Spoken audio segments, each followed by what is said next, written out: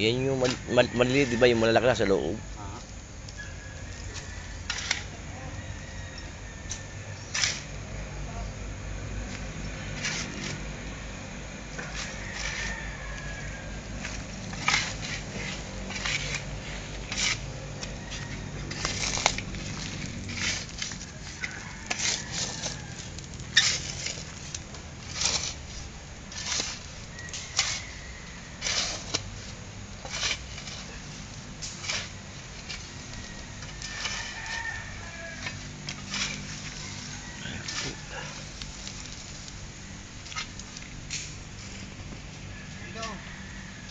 Hello.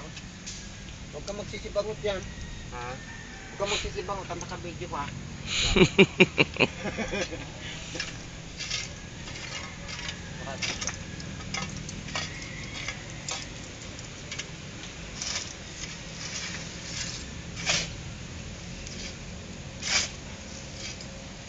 Saan kayo? Saan?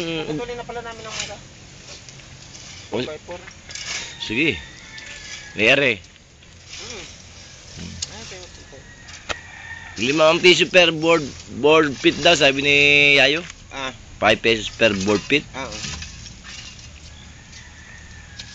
Mura naman yan.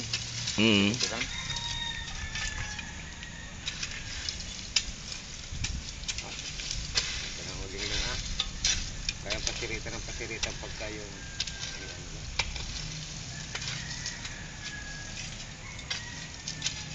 wala tayong ilaw dyan. Walang ilaw, abo naman. Abo nga, paano?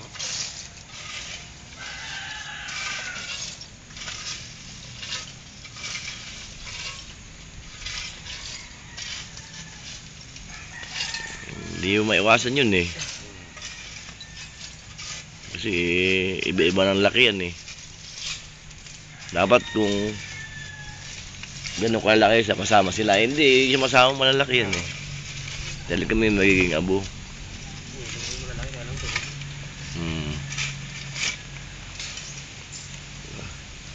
Hindi ka na magdudurog.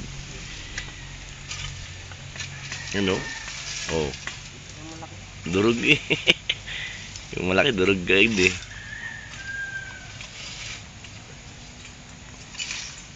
Yan lang uling.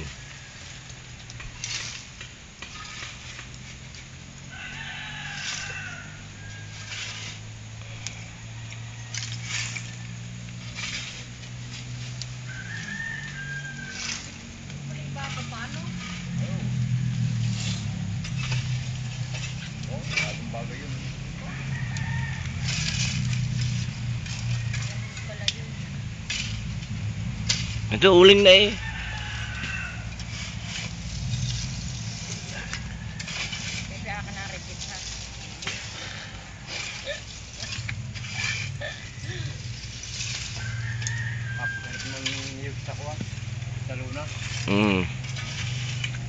Malalaki ang nilagay doon paglabas.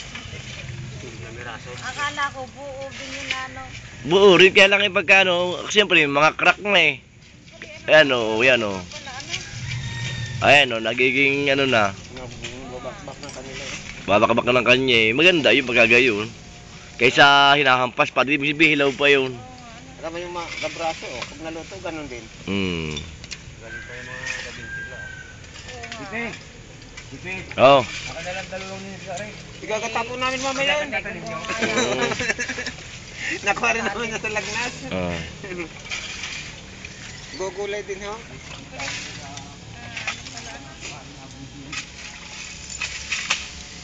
Malalaki pa.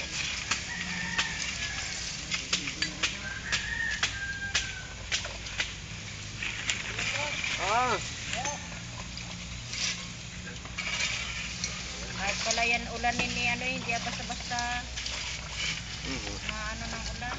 Hindi eh, may takip eh. Huwag lang baha. At eh, tunaw yung pagbahang. Bro.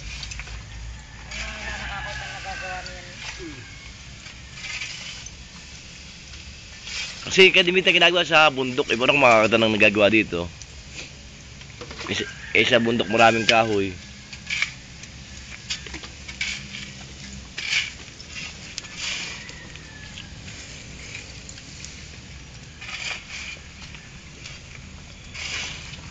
Kano ngayon milang ano niya sa ako? Ha? Kano kaya ngayon? Mabibili. Sa bayan? Oo, ikaw magdadala? Mm. Oo. Ano nga? Meron yun, siyempre, ano. Hindi, siyempre dapat meron kang contact. Oo, may, naku, kulang ngayon ang, ano, ang uling sa bayan. Oo. Napakalakas ngayon ang uling sa bayan. Kasi wala kang mabili.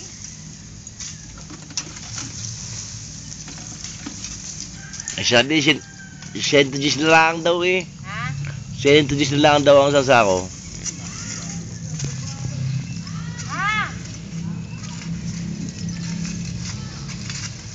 Gusto ko munang uling ko. Ngista ko muna, hindi ba nataas eh. Hindi yung mabubulok yan. Kahit ako yun. Baka yung gasol na nai-stack nila, eh lalo naman yan.